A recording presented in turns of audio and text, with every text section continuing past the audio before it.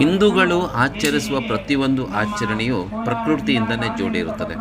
ಈಗ ನೀವೆಲ್ಲ ಕಡೆ ನೋಡ್ತಾ ಇದ್ದೀರಾ ಕೇಸರಿ, ಆಕಾಶದಲ್ಲೂ ನೋಡಿ ಕೇಸರಿ, ಪ್ರಕೃತಿಯು ಕೇಸರಿ, ಸೂರ್ಯನು ಉದಯಿಸುವಾಗ ಕೇಸರಿ, ಸೂರ್ಯನು ಅಸ್ತಿಸುವಾಗ ಕೇಸರಿ. ಹಿಂದೂಗಳನ್ನು ವಿರೋಧಿಸುವ ನಿಮಗೆ ಒಂದು ಚಾಲೆಂಜ್, ಪ್ರಕೃತಿಯಲ್ಲಿರುವ ಕೇಸರಿಯನ್ನು ತೆಗೆಯೋಕ್ಕೆ ಸಾಧ್ಯನಾ?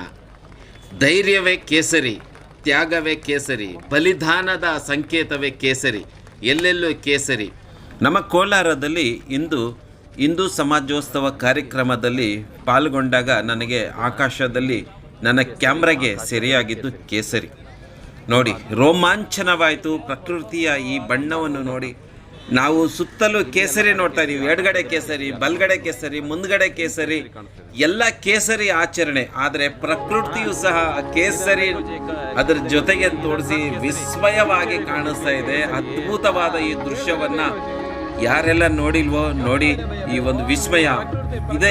ನಮ್ಮ ಹಿಂದೂ ಧರ್ಮದ ಇದೆ ಕಣ್ರಿ, ಪ್ರಕೃತಿಯ ಜೊತೆಗೆ ನಾವು ಎಲ್ಲ ಆಚರಣೆಗಳು ಹಿಂದೂಗಳ ಪ್ರತಿಯೊಂದು ಆಚರಣೆಯು ಪ್ರಕೃತಿ ಜೊತೆಗೆ ಇರುತ್ತೆ ಅನ್ನೋದಕ್ಕೆ ಇದು ನಿದರ್ಶನ. ನಾವು ಪ್ರಕೃತಿಯನ್ನ ತಗೊಂಡು ಪ್ರಕೃತಿಗೆ ಸಮರ್ಪಣೆ ಮಾಡುವಂತ ನಮ್ಮೆಲ್ಲರ ಆಚರಣೆ ಪ್ರಕೃತಿ. ಪ್ರತಿಯೊಂದು ಹಬ್ಬಗಳು ಪ್ರಕೃತಿಯಿಂದನೇ ಪಡೆದು ಪ್ರಕೃತಿಗೆ ಕೊಡುವಂತ ಸಂಪ್ರದಾಯ ಹಿಂದೂಗಳದು. ಜೈ ಹಿಂದೂ, ಜೈ ಹಿಂದುತ್ವ, ಜೈ ಸನಾತನಿ, ಜೈ ಕೋಲಾರ, ಜೈ ಕೋಲಾರಮ್ಮ.